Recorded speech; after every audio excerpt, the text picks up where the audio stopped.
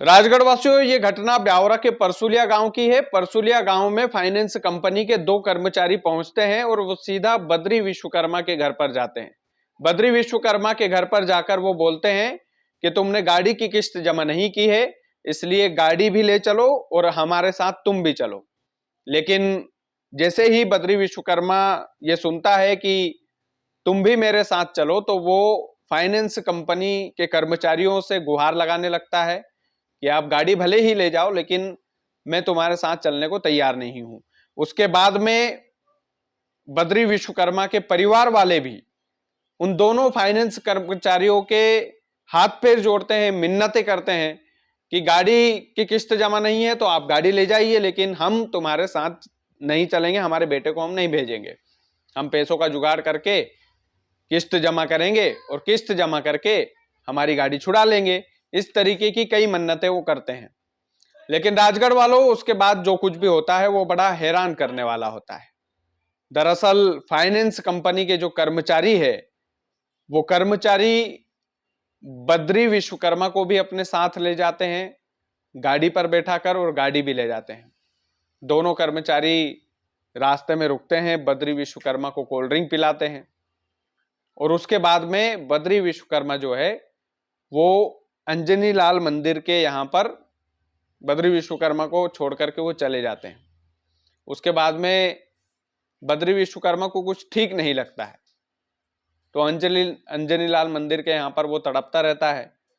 और उसके बाद में जैसे ही वो तड़पने लगता है तो वो बोलता है मंदिर के पुजारी से कि आप मेरे घर पर फोन कर दीजिए।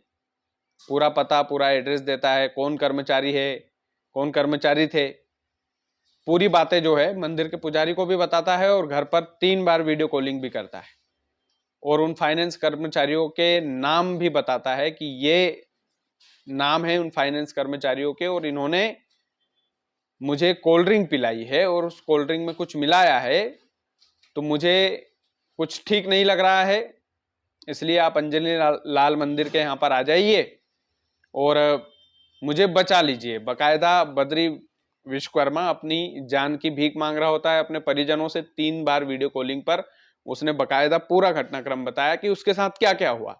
उसने ये भी आरोप लगाया कि मुझे इन फाइनेंस कर्मचारियों ने कोल्ड ड्रिंक में कुछ मिलाकर पिलाया है और उसके बाद से मेरी तबीयत जो है बिगड़ी है। तो अंजनी लाल मंदिर के यहाँ पर वो तड़प रहा होता है। पुजारी गांव वालों को, घर वालों को सूचना देता है और उसके बाद में उसको अस्पताल में भर्ती करवाया जाता है। फिर अस्पताल में पिताजी भी आते हैं, विष्णु विश्वकर्मा उनका नाम होता है। तो अस्पताल में जब उसको ले जाया गया तो अफसोस की बात यह है कि उसको बचाया नहीं जा सका। बद्री विश्वकर्मा की वहीं पर मौत हो जाती है। उसके बाद में विष्णु विश्वकर्मा जो उसके पिताजी होते हैं, वो बद्री विश्वकर्मा की लाश के पास बैठे होते हैं और उनके हाथ में 25,000 रुपए की गड्डी होती है। वो बोलते हैं रोते हुए कि हमने लाख मिन्नतें की, हमने फाइनेंस कर्मचारियों से लाख मना किया कि हमारे बेटे को आप मत ले जाइए, आपको गाड़ी ले जाना हो आप ले जाओ, लेकिन हमारे बेटे को आप मत ले जाओ। लेकिन वो मानते नहीं है। हमारे बेटे को भी बकायदा बिठाते हैं और बकायदा बिठा करके वो अपने साथ ले जाते हैं। मेरे पास पैसों का उस समय जुगाड़ नहीं था। मैंने उनसे ये भी बोला कि मैं 25,000 रुपए का जुगाड़ कर लूंगा। 25,000 रुपए की आपकी किस्त है, 2 व्हीलर बाइक की किस्त थी और वो 25,000 रुपए की कैसे थी, 25,000 रुपए की डिमांड फाइनेंस कर्मचारी कैसे कर रहे थे, ये बात थोड़ी समझ से परे है। लेकिन उनसे बोला कि 25,000 रुपए जमा करो, नहीं तो तुम्हें और तुम्हारे बेटे को ले जाएंगे। उस समय पिताजी ने यह आरोप लगाया और पिताजी ने यह भी कहा कि मेरे बेटे ने ऐसी एक भी किस्त नहीं होगी जो बाउंस की हो, सारी की सारी किस्त जमा की, लेकिन उसके बाद भी फाइनेंस कर्मचारी मेरे बेटे को और उसकी बाइक को उठाकर ले जाते हैं। तो पिता ठहरे, पैसों की जुगाड़ में निकल पड़े। 25,000 रुपए की डिमांड थी फाइनेंस कर्मचारियों की, तो बकायदा 25,000 रुपए का जुगाड़ भी उन्होंने कर लिया था। लेकिन तब तक उन्हें खबर मिलती है कि उनका बेटा अंजनी लाल मंदिर के यहाँ पर तड़पता हुआ मिला है और वो अस्पताल में भर्ती है।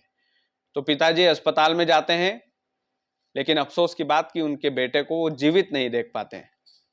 उनका बेटा मर चुका होता है और मीडिया वालों के सामने विष्णु विश्वकर्मा तड़प तड़प कर हाथ में 25,000 रुपए की गड्डी लेकर वो मीडिया वालों को बताते रहते हैं कि उनके साथ क्या क्या हुआ है, किस तरीके से फाइनेंस कर्मचारी उन्हें लेकर गए, उनके बेटे को। और पिताजी एक और बात बताते हैं जो बड़ी दर्दनाक होती है। वो बोलते हैं कि मैंने 1.5 महीने पहले ही तो बद्री विश्वकर्मा यानी कि मेरे बेटे की शादी की थी, अभी तो मेरी बहू के हाथ से मेहंदी तक नहीं उतरी और उसके साथ ये घटनाक्रम हो गया। और विष्णु विश्वकर्मा के 3 बेटे हैं, जिनमें से मंझला बेटा जो है, बीच वाला जो है था, वो बद्री विश्वकर्मा था, जिसकी 1.5 महीने पहले ही शादी हुई थी राजगढ़ वाले।